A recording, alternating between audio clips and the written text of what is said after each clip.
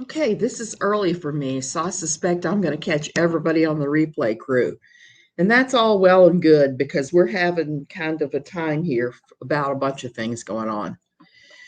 Uh, Last night, we had something very disturbing happen here in Tamarindo. I want to talk about a little bit before I go into talking about the power of toxic positivity. We had one of the craziest things I've seen happen here. It's mostly something that I'm not surprised to read on CNN happen in the US or reading about the drug trafficking and stuff in Mexico. We had a drive-by last night in Tamarindo. That is something that I don't think has ever happened in the history of anybody here in Tamarindo that I know of. I was talking to a friend of mine who's lived here 30 years last night, and he couldn't remember it happening. We had a drive-by shooting. There were a bunch of kids through one of the churches, not churches, dang schools, that was doing a performance. Oh, I just realized I don't have my light on. No wonder I look so weird to myself here. Um, they were doing a performance involving, singing and dancing sort of stuff. Somebody shot into the crowd. Fortunately, this being Costa Rica, it was only a couple of shots. It was like three, they said, three or four. No one got hit. No one was hurt. But I did hear from all my friends, oh, that's bright. All of my friends that, okay, what's going on here? Gotta turn the right color on so I don't look quite as ghostly. No one was hurt. It was three to four shots. Everybody heard it. Everybody was screaming and scrambling off the beach. The police supposedly know who this is. I don't know. I'm going to wait and see. And what kind of weird shadows am I getting now? Something is reflecting on. Oh, my cell phone is reflecting on me. Um, so that happened, and I'm kind of disturbed because, like I said, this is not something that you see happen in Costa Rica. Always grateful, nice to see you. Always lovely to see you. I also want to. I'm going to put a link in the description because there are people here this week from Nicaragua that are raising money for a community there. There's a large community there, and I hate to say it, they're on the trash heap. Their literal name translates to trash people. The name of the group of the name of the community. They're actually known as the trash people. Our old church and now our new church are involved with funding them. There's a school there for the first time. There's outreach. People come in and do medical. It's good morning, Noel. They do all kinds of good stuff for the people who are literally eking out a living on the trash heap, the trash people. Um, that's fine, Noel. I'm kind of so they were really sweet. They came here this week. Jim and I are doing t-shirt ministry at the new church. Hey, Ginger Lee, and raising funding for this. And we did this old church. We're doing it at the new church. Look at all this cool stuff they brought me. Nicaraguan coffee, a Nicaraguan coffee cup, and best of all, this. I just have to say, this is the best homemade candy you've ever put in your mouth. All kinds of coconuts and all kinds of coconuts out of this world. This came from Nicaragua too. And whenever I'm up near the Nicaragua Costa Rican border, I usually buy some of that candy. So I'm going to put the link in there. And if you feel led to give, fine. If you don't, fine too. It really just depends. Okay, so I'm going to dive right in. Yesterday was the first time that I've been back to church in a long, long, long, long time. I think I went a few times this summer with my husband. He was trying out different churches, but I really haven't been back. The rates have been high here in Costa Rica, and I haven't really wanted to deal with that at all. There were a lot of people at the church that got COVID, including the pastor and his wife. Oh, I said the C word here, that they will completely. So anyway, because the beer virus rates were so high, I had stayed home because of my mast cell, and I'm not quite normal this morning. Obviously, I'm thrown off. So I came back. I came back because my husband asked me to help him with the Nicaraguan t-shirt sales and fundraising. So I did, and it was not a great experience for me. Everybody's colognes, I started reacting. I had quite a bit of asthma yesterday. But beyond that, it was more than that even. This church that my husband has fallen in love with is a lot like our old church we used to go to in the States, our old Quiverful church. There's a lot of the same things going on. It was the first time I noticed that yesterday. So I'm going to have to step carefully and point out to him that there's some toxic elements where he's going to church now. I don't think I'll be back, at least not for I don't think I'm coming back for a while. Could be. I don't know. But here's the thing. One of the theology they were teaching, the the entire sermon was the power of positivity. And like I said, there are big red flags going on. The pastor is not very educated. He's rural and from a rural area of the States. Most everybody in this church is very wealthy, unlike the church, the Quiverful church I went to in the States. They're wealthy. Most of them, I'm just going to come right out and say it, they tend to believe certain things that politicians are telling them. They also believe that the beer virus is not real and it's not that bad.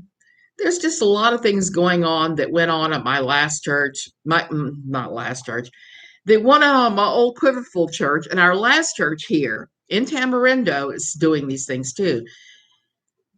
So I have a problem when you have a church that's not really helping too many people in the community.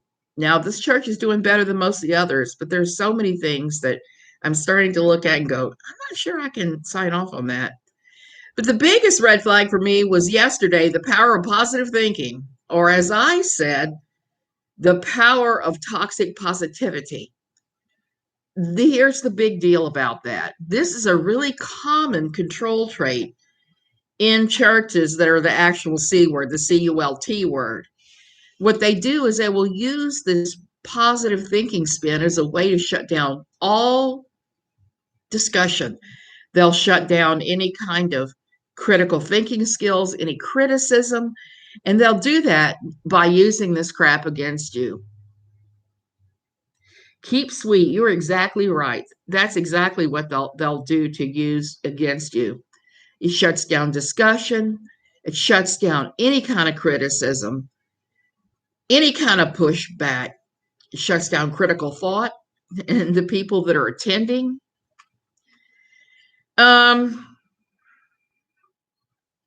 It's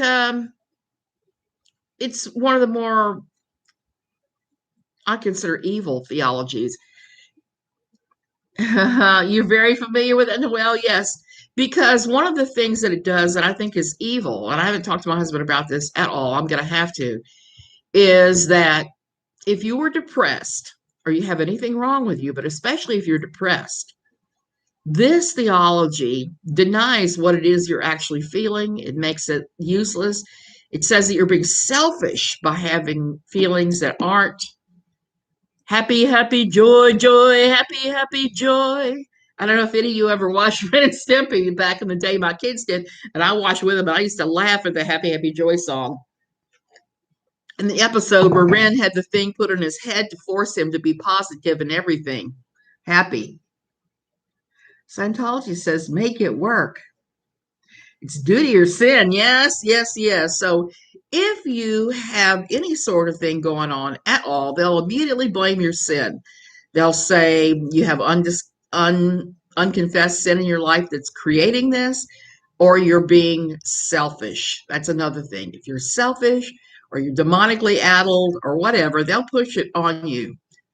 And I said today I was going to talk about our deliverance ministry thing. This kind of goes along with that, and I will talk about that afterwards. It works by pushing your guilt buttons. If they can make you believe that the thing that's wrong with you, or they perceive is wrong with you, is linked to sin, then they can guilt the heck out of you and force you into compliance. But really, it's the people in charge of that particular church that exert this toxic control. They want to completely control every aspect of the lives of their followers. And if they can use this to shut down any kind of dissension or critical thought, critical thinking skills, then they're one up on anybody attending there. It disrespects you as a person, and it also dehumanizes you. It makes you a being, something that they can count, instead of having you like you are as a flaws and all. It manipulates people to let go of their own personal power and to fall in line with the CULT thinking. Oh, so um, and it ignores the reality of people's lives. I mean, let's face it, everybody has things they have going on. I noticed yesterday several people with walkers who had difficulty getting around. And to hear that kind of thing is really, it's extreme. It's more toxic if you got something going on, something physical, something emotional, depression, anxiety, anything like that, because it puts the onus of the thing that has happened to you on you, and you may not have done anything. I think back to the words of Jesus where the man was blind, I think it was, and he asked his followers, he said, who sinned?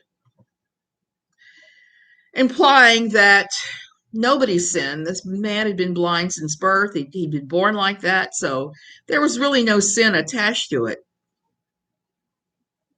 It's an insidious way of thinking that makes you self police your thoughts. Exactly, Noel. It can make you doubt your own thoughts. And it falls into the category with gaslighting, which is what I was talking about just the other day.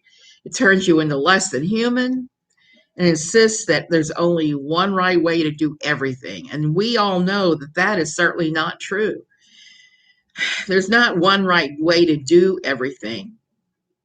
And you end up complying with these arbitrary rules that don't make any sense, and the circle gets tighter and tighter, and you run more and more to try to get along with everybody and shutting down your own needs. That's, to me, is one of the big problems I see here with this. You're not allowed to have needs. You're not allowed to have anything odd happen to you. You're not allowed to have any kind of ailment. Or if you have it, you have to shut up and be all positive about it. And that is a big problem because not everybody is there. Everybody is in different points of their life. I'm not necessarily positive about this long thing that I've had forever. It just is what it is. And there are days when I'm better and I'm worse about it.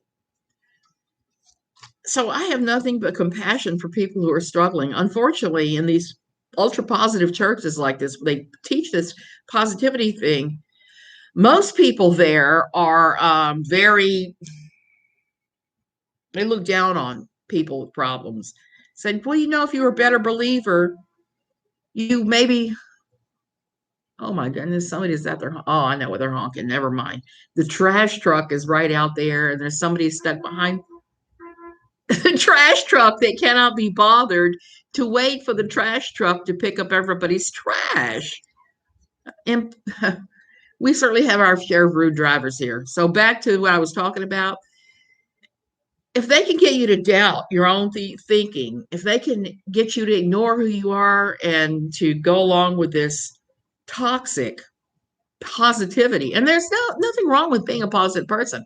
I know people that are extremely positive. I have a tendency to be negative, except sometimes when I force myself to be positive. Like the other day, I was forcing myself to say only positive things. And one of my friends said, they were talking about how CVS was the worst place on earth. And I was like, I'm trying to be positive today. So I'm being challenged now. So I said, well, the only good thing about CVS is they gives you those mile-long receipts. So if you ever run out of toilet paper, you have emergency toilet paper. So that day I was trying to think more positively because I know I can really, particularly when I start writing about the dangers of this theology and spiritual abuse, I can get really bogged down and very negative. And so sometimes I will challenge myself, let's say nothing but positive things for 2 hours. But that's not me going into toxic positivity at all. That's me pretending. I still had to do more to be saved. Grandma Laurie, that is such a insidious evil thing that they make some people think. They make you think you got to jump through all these, oh, it's cold in here. You have to jump through all these crazy hoops. Whereas if you look at the Bible and look at the words of Jesus, it doesn't take much. You just really have to confess. That's it. It's not, that's what I love about Jesus. With him, everything is a simple theology. It's very simple. And he has no time for the overtly religious who are making a simple thing complex. And I think that many Christians in the Western world um, have nothing in common with Jesus. I'm just going to come right out and say it because it is what it is. You look at their theology, look at the things Jesus said, and you're like, what am I missing here? There is absolutely no overlap whatsoever, yet you're calling yourself a Christian, which is based on Christ. How can this happen? It's easy to throw out the baby with the bathwater. That is the problem. Purpose to be joyful, have a joyful countenance. Oh, they push that, Belinda, especially on women. This theology is primarily aimed at women. Why? So that they will accept the evil and wrong treatment of men. They'll put up with that. They'll think that that's normal, that if you are being treated this way and you're a woman, you have no right to say anything about it, do anything about it. You just have to be joyful and polish the stove and turn out meals and do all that stuff and be joyful about your housework. I don't know about you guys, but I don't like doing housework. I do it because I don't like living in filth more than I don't like doing housework. I don't know anybody, truthfully, that loves it. That's why I have a maid come in here twice a week now. Nobody loves it. It is a fact of life. And that's one of the frustrating things for me with the last stroke is there's some things I just can't do anymore. It's very difficult. I can do them, but it takes so much preparation and sometimes I fall down that I'm not going to do that. But if I were listening to the Nancy Campbells, Lori Alexanders, Debbie Pearls of this world, I would keep on smiling and do those things instead of saying, hey, you know something? This is not worth it. I'm going to fall down. I'm not doing this anymore. You can get somebody else to come in and do this for $4 an hour. Yes, and Grandma Laurie, I also I'm sorry that they made you feel that way because it has nothing to do with works at all if you read your Bible. And I discount large portions of the Old Testament. For me, I just focus on the words of Jesus and I leave the rest of that stuff alone because that's really all that matters to me. So I said I was going to talk today about our deliverance ministry experience, which fits in with what I'm saying about toxic positivity. How sad is this? I forgot my notebook yesterday when this pastor was talking. So I had to write my notes on this teeny tiny Zoloft piece of paper that I had shopping lists on for myself and my friend. So I was stuck with this tiny piece of paper that has a picture of a depressed bean on it. Usually I have a notebook. I write all my thoughts on that end. So the deliverance ministry thing was very problematic and I knew it was problematic and I knew it was BS. It just was. I knew it, but I couldn't convince my husband of it. It was back when he was still depressed before we figured out he had hyperparathyroidism and then he had a tumor on his parathyroid gland that was driving the depression. As soon as they removed the tumors, he was fine. But in those days, he was going from thing to thing to thing, from counselor to counselor to counselor, from drug to drug to drug, and somehow at our old church that I like to call Possum Creek because it's very close to the silly name of the church. They had convinced him that he had to go see this one ministry, that all they did was deliverance ministry. And he didn't even tell me about it until the day before we had to leave. The day before. The nuns used to scare us because we weren't baptized. Our souls would be trapped in limbo for eternity. Being super good might mean avoiding hell, but we still aren't screwed. Melinda, I can relate to that. Catholic school here. Oh my goodness. But I was baptized as an infant. My father ignored my wishes with my first child and took her to be baptized behind my back. The Catholics certainly do preach that, and I have to laugh. I left, but lost friends and still left residual damage. Grandma Lori, I know that's true. I left 15 years ago. There is still residual damage that pops up from time to time. I'm still triggered occasionally, even though I think after writing about this for over 10 years, you'd think that I wouldn't be triggered, and I wouldn't be surprised, but sometimes I am. Yesterday, I was surprised by this positivity, this toxic positivity rant. I really did not expect to see that there, and I just sat there very uncomfortable for the day and made my little notes. And it was terrible because I was having asthma while I was there because everybody was wearing colognes. So that's another reason not to go back anytime soon. My asthma was provoked. I had to push enough drugs in me at the church that my kidneys started to hurt. So there was that. It's my life.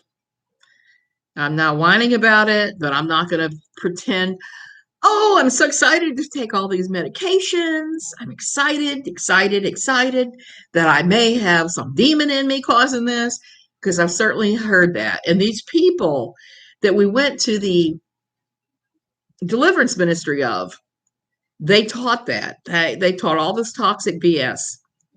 They'd come to our old church, Possum Creek, a couple of times during, we would have these huge conferences where people would come in from all over the country at the church. Behind your back? Well, yes. Baptized really quick. Yep. So here we are, Thanksgiving weekend. My husband tells me late Wednesday that the next day we're dropping off our two children with a relative. And as soon as we've eaten Thanksgiving dinner, we're going to get on the road and drive to this ministry, which is in North Carolina, and we're going to be there for the weekend. I was not consulted. I was not consulted. I wasn't asked how I thought about it. It was just, this was told me, this is what we're doing. This is what we're doing. They would not do ministry or my husband without doing it on me as well. It's very hard to get rid of that way of thinking. Okay, Grandma Laurie. So we went off to this ministry. I'm going to call it ministry because I don't really consider what they're doing in ministry. And I really liked the pastor of this church. He was an interesting dude. He held a PhD in some type of nuclear science. He was a brilliant guy. Had worked for Westinghouse for many, many years. The times he'd come, I really liked him, but I did not like the idea of their deliverance ministry. So we showed up for deliverance ministry. We drove all of Thanksgiving night. We drove some Friday. And my concession was I forced my husband to check into a beachside hotel near Wilmington, North Carolina, where this was going to take place. And Saturday morning, bright and early, we show up for our deliverance. I know nothing about this beyond the few things that I was told when they came and pitched this at our old church. Had no idea what I was in for, but I knew I wasn't going to like it. So we had these forms we had to fill out the night before, and I filled mine out, and I was like, not having it. I was very salty about it. I was like, why am I here? Because I am being drugged here. What do you expect to accomplish here? Not a damn thing. I was extremely salty, and this was more towards the end of us leaving. And when we got there, we were separated. He was taken off with 3 guys. I was taken off with 2 women. They proceeded to read to me these things they'd gotten about me while they were praying. And this is where it gets truly weird, okay? They said to me that I was having an affair with somebody named Walt.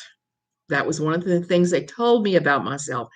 I can assure you that the only Waltz I knew at that point in my life were Jim Walter Holmes, Walter, Walt Whitman,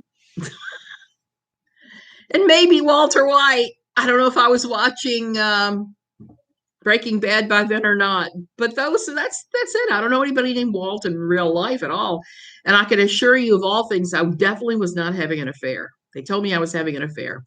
They told my husband that he was having an affair too. So neither of us were having an affair at all, but they were telling us this, and we'd been long married by this time. We were in our 40s, and Walt Disney. That's right. I said Walt Disney too. So if we had not been in our 40s and known each other very well, known that there was no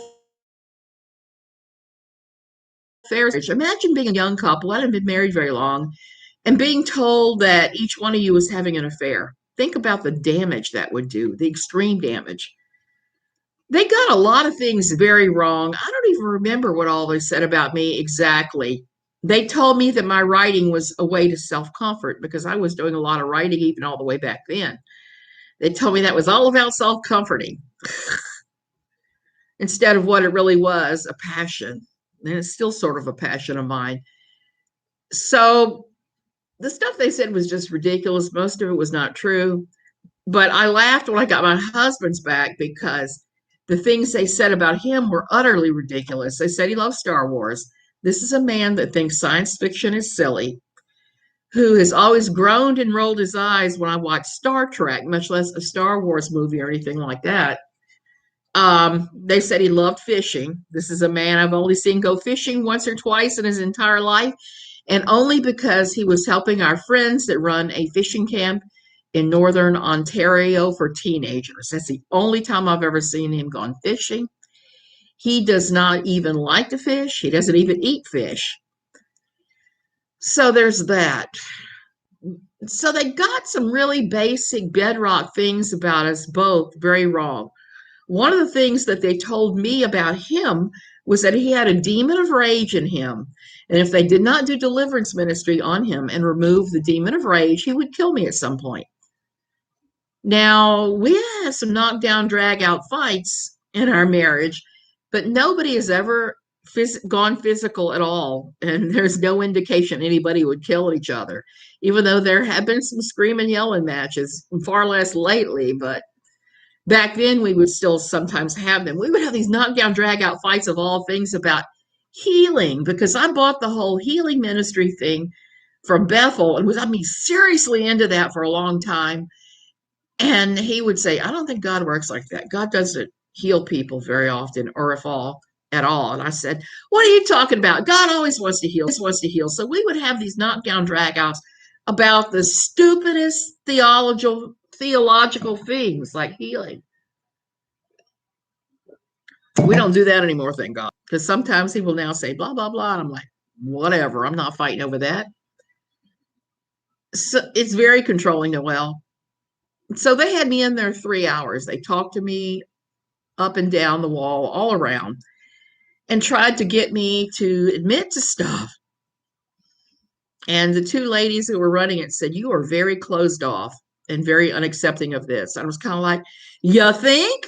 You drug me away from my children on Thanksgiving Day. This was set up without my knowledge or permission. So, yes, I'm going to be closed off to this crapola, because I'd seen this happen so many times at Possum Creek, where somebody would have a quote deliverance ministry, and the most problematic people from our church would attend, come out later saying, oh, I'm all cured, or I'm all healed. I no longer am angry. I'm no longer doing XYZ. And 2 weeks later, be right back. Same old, same old.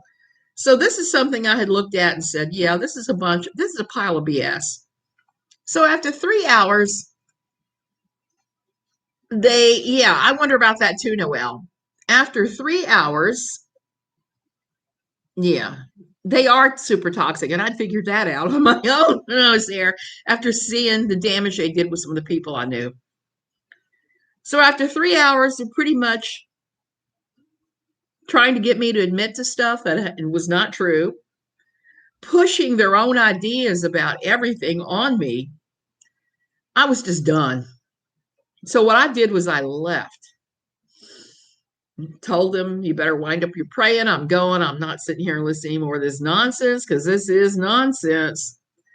Ain't nobody got a demon here. This is just, it is what it is. So I left and I went off to Food Lion, the grocery store, and picked up a few little snack ideas. They'd make me miss lunch, so I had lunch from their deli section. Then I went back to our beachfront hotel because they told me they would call me when Jim was ready. So I put my cell phone in my pocket. I think I had a cell phone back there. I'm pretty sure I did. And then I went and walked the beach. My favorite thing to do, even in the middle of winter, I walked the beach. And this was November. So it's interesting with a lot of the East Coast beaches in the South, like Virginia Beach, this beach, other ones, is that the Gulf Stream keeps the water pretty warm. So it may be 40s or 50s out there, but it's not so cold you can't pull your shoes off and dip your feet into the ocean and feel the sand under your toes. So that's what I did. I went for a long beach walk. I came back to the hotel. I laid in bed and read. I watched a little TV. I just relaxed. They had my husband there 9.5 hours. 9.5 hours. They finally called me to come get him. I drove back to the church and picked him up. I asked him what had happened. He wouldn't say. He just kept hugging me, just kept hugging me, just kept hugging me. We talked a lot about our marriage on the drive home, including the infidelity allegations, which we both knew were not true. But we didn't really talk about what had gone on in his session. Since then, he's talked to me about it. And all I can say is what they did to him comes right out of Brainwashing 101, where they basically take you off to the side. They surround you with people that are pushing the notion of whatever it is. And it could be Scientology, it could be evangelical Christianity, it could be anything. It could be Buddhism. I mean, just, or even just worshiping whatever. Shoot, I've seen people in Amway act like it's a CULT. So it could be anything. So basically, they just ganged up on him and kept pushing this thing until he told me, he said, I said what they wanted me to say to get the heck out of there. He doesn't have the fire and the rebellion that I have in my soul. He never has. So they kept him there a long time, whereas I was like, nope, not doing this. So there was that. It is horrifying. I'm laughing about it now, Grandma, but at the time I was mortified to hear what they did to him. They basically tried to break him down and then build him up the way they wanted, which was the toxic positivity. It all goes back to that because they were pushing that really hard with me. I know they're pushing it hard with him. And I told those ladies, I said, I am a realist. I am a realist. Even though I am a believer, I'm a realist. I believe in reality. I believe that there are times when grief is an acceptable place to be. I mean, if you look at the Bible, it said Jesus wept, the shortest verse in the Bible. But according to them, you were never supposed to have those kinds of thoughts whatsoever. Seeing your husband in emotional pain is painful. No, well, it was horrifying, and it went on for a period of some years. And finding out that it was a physical ailment that was doing this to him was earth-shattering to me. It completely did away with a lot of the Christian beliefs that I had about healing ministries, all of that. And it definitely killed anything that I had to do with deliverance ministries, which I didn't have much belief in that stuff. This was there were a couple of real interesting things that jumped out. That stupid submission rules. Oh, yeah. One of the interesting things to me was, and I actually talked to the ladies who were doing my deliverance that day. Both of them, I guess they were in their 40s, about the same age I was. And both of them were dolled up like I had never seen. Trust me, I was not dolled up. I just had on a comfortable pair of slacks and a sweater. I didn't have any makeup on. They were both dolled up, the hair perfect, the makeup on perfect. Both of them were wearing jeans tight enough, or if you'd have stuck a quarter down the back pocket, you could have read the date. They were dolled up like crazy. And I had to ask them about that. I said, why? A deliverance ministry on a Saturday morning, and you're dressed up like you're going out honky tonkin' or to the bar or to whatever. I was told, well, I'm divorced and I really want to be married. It's God has put that in my heart to be a married woman. So I've decided, because God has put that in my heart to be a married woman, that I need to have my best game face on all the time. And I just kind of laughed at that, because what else could you say when someone tells you they desperately want to get married to the point where they're running around looking fake all the time, even when there was no chance of seeing another man? And the thing is, the church is really hell on divorce. The evangelical fundamentalist type churches that I was attending at the time, they're hell on divorce. But a lot of their members are divorced. I would say a higher number than average in the average, quote, heathen community, unquote. They just high numbers, lots of pressure put on marriages. And then you have deliverance ministries telling people that their spouse is cheating on them and that they're cheating on their spouse. So all of that plays in. It is such a high standard they want you to live up to that's impossible for most people, and they crack and something gives. A lot of times it's the marriage that gives. A lot of times you have one person who's the true believer and you have the other partner who's not. Now, we had that in our marriage, and he went off to the Methodist church and said, it's fine, it's fine. If you want to stay with our fundagelical Possum Creek, you can do that. And I was fully determined to do that. And the kids were too. We were all signed off on this until the gossip kicked in and people started acting ultra hateful. And then I was like, nope. I left and went with my husband to the Methodist church at that point, because the harassment and the hatred had gotten so bad at that point that I couldn't believe it. They were all acting like I had done something wrong, because my husband decided that our church was not for him, that he would be better off at the church of his childhood, the Methodist church. Shoot, I wouldn't have time for Yeah, I didn't have time for it either. I definitely did not have time for a affair at all, because of all the stuff I was involved with, keeping up with the church. At that time, I was doing art lessons for homeschoolers. I was working. I was doing all kinds of stuff, and I just didn't have time for this nonsense. But there it was. Um, so it wrecks a lot of people. It just does, and those are the things I like to warn people about. These these things that they add on to the word of God. And when they add these things on, they really harm a lot of people when they're doing this stuff. And it can be a real chore to figure out what's real, what's actually in the Bible, and what's just spewing out of these people's butts. Let's just be real honest with it. Um, that's what this new church and the other church I was going to here, are really interesting for me, because of the years of spiritual abuse I underwent at my old church and at various places, and the healing I had to do over the course of 10 years at a Methodist church, which turned out to be the best decision I ever made, was to go with my husband. So here you got these Methodist churches that are saying open hands, open hearts, which is really how, if I interpret the scriptures correctly, how we really should be if you read the words of Jesus, accepting everybody. And I felt accepted there, even though I was coming out of weirdness. Interestingly enough, after years, it made me feel like a lesser Christian for a long time. I had to get over that. And I started reading a ton of books that were helpful. When Bad Christians Happen to Good People was instrumental. I went through a study. There were a number of us that had escaped Fundy Town that were going to this Methodist church.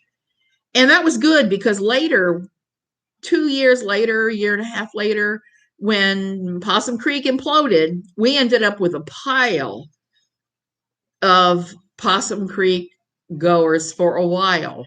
who decided they would go to the Methodist church since it was open hands, open hearts, and sit on the pew and just rest for a while.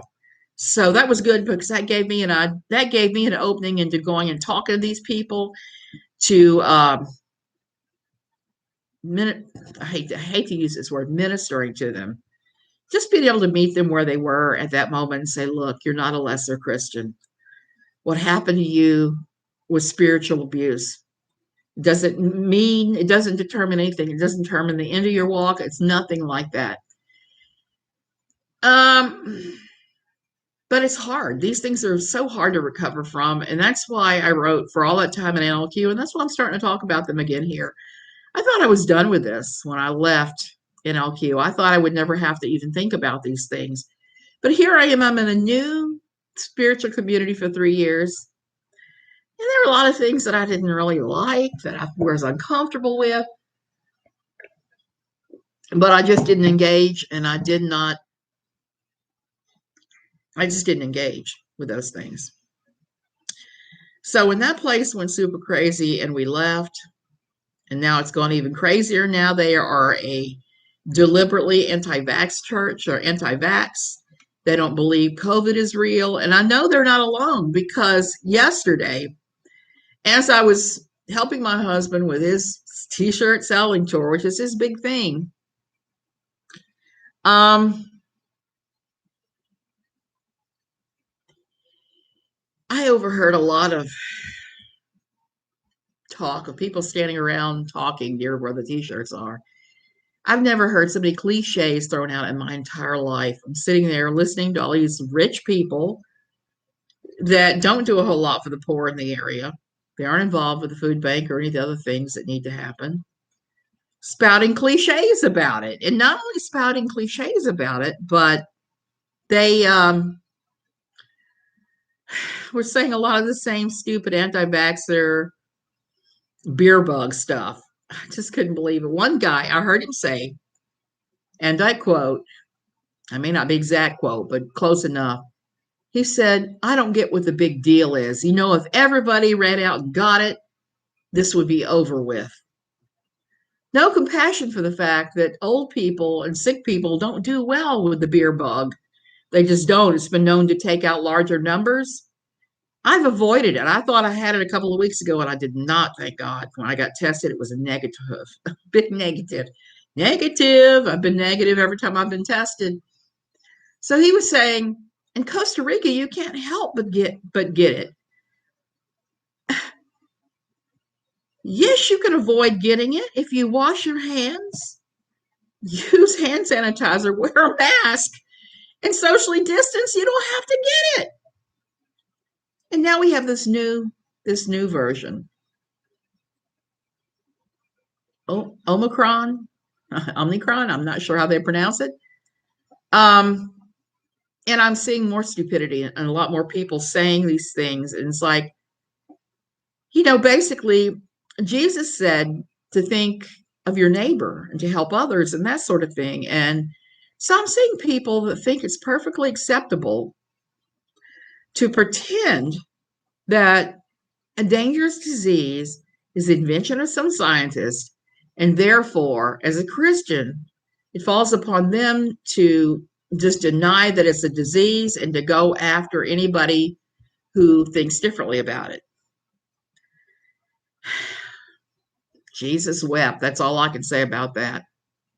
That's all I can say. And I also have to answer a commenter before I go tonight this morning. I still think it's nighttime. I couldn't have done this yesterday. The asthma was so bad. And I was wanting to because I had all the stuff to say about, toxic positivity, because it does do so much damage. It's okay to mourn. It's okay to be sad. It's okay to be unhappy with your body things like asthma, or if you're crippled or got arthritis or whatever. It's perfectly fine to have negative feelings. All your feelings are 100% valid. Your feelings are your feelings, and nobody can tell you that your feelings are not your feelings. Feeling your feelings and expressing them and letting them go is the healthiest thing you could do, rather than trying to, it's fine, it's fine, it's fine. trying to gloss over them and trying to paper over them, like I see a lot of people try to do in churches. So that's just not cool that they're teaching this, and they're teaching it hard. So I have to answer a critic. There was somebody that tried to post yesterday on something I had done. Oh, I know. Last week when I was talking about gaslighting, they posted, they said, "Who are you to tell anybody what to do? You're not a psychiatrist. You're not educated." Um, I'm not a psychiatrist. I'm not a psychologist.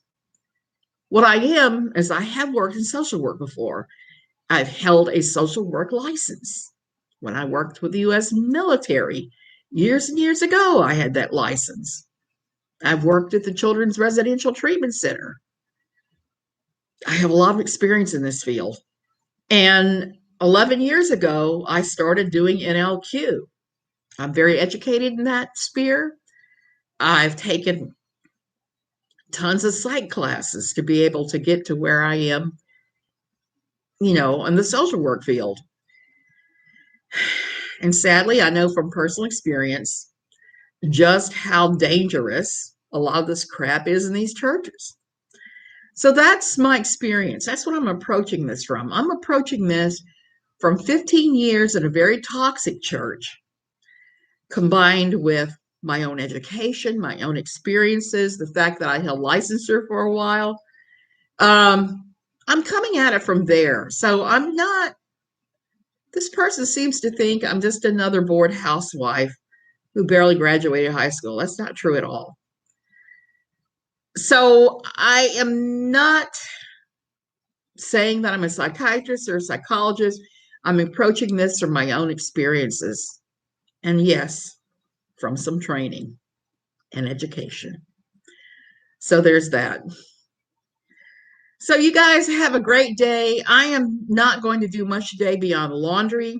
I got to sweep and mop my bedroom. I need to pick up the living room some so I can put up the Christmas tree this evening. But I have 50 trillion loads of laundry. That's what's interesting about living here for me is I probably do less than I've ever done in my entire life. It's a very low key lifestyle, and I kind of prefer it like that. I'm going to get in the pool for an hour and do my exercise routine and just go from there. That is one interesting, funny thing. The pastor asked everybody about the daily grind. Sometimes we do have to agree to disagree. And Jess Ray, that's perfectly fine. That is so perfectly fine that we disagree and we agree that we disagree and we just all move on and respect the other person. I think that has to happen. And I think that's something that hasn't happened much in some of the YouTube communities. Just like I think people don't apologize like they should sometimes. Like I had to apologize to Roadhog for a second that I thought he was talking about putting down the disabled. It was just because I looked at the one clip of what he had done and assumed because we were talking about that very thing right then that that's what it was about. You know what they say about assuming? It makes an ass out of you and me, especially me. So there's that. And it has to be respectful, Jess. It just has to, because if it isn't, then what are we? And there are times that I've had to change my mind about things. I've seen other people change their minds about things just by this respectful disagreement. And it just happens. And sometimes you'll say, no, that's not true, but I'm not going to disagree with you. And then later you go back and you think about it and say, yeah, there is a grain of truth there. A grain of truth. And I've had to do that. I have to do a video. One of the things I was thinking about doing was doing a video about tarot card readers, because I got a free reading from someone here on Facebook, on YouTube. And I started thinking about those things. So I had a pile of them done just to see how they went and who was doing what. And I had some very mixed ideas about that after I had it done. And I was going to do a video, and now I kind of thought about it. I said, no, not entirely.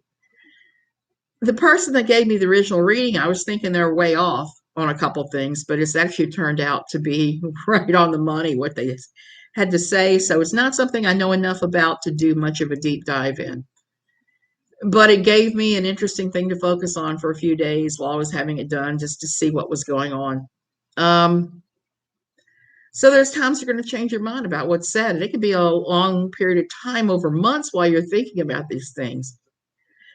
Just one thing before I go. One of the funny things that happened yesterday was a pastor was talking about the daily ground, the daily ground, the daily ground, the things you must do. And he asked everybody, how many of you struggle and have the daily grind? You got things you got to do every single day. There are probably 150, 200 people there. 3 hands went up. 3. So I think that part of his message just kind of fell on deaf ears, because the reality is that most people that are here are either retired or they're independently wealthy, and nobody knows what the daily grind is. I am so thankful to not have to do the daily grind anymore. I mean, I get up in the morning and I know that I don't have to do anything. I could just stay in bed if I wanted, if I had a bad day. And that is has been such a huge blessing to me. I never dreamed that I would ever have a life like that, even when I retired. I had a feeling I would have to still keep doing things. And so this has been a big blessing for me with the asthma, because as bad as it has been, it's been worse when I was working. And when I was working in various places, I have lost jobs over it. I lost a job, a sales job that I'd held for 4 years. It was a good one.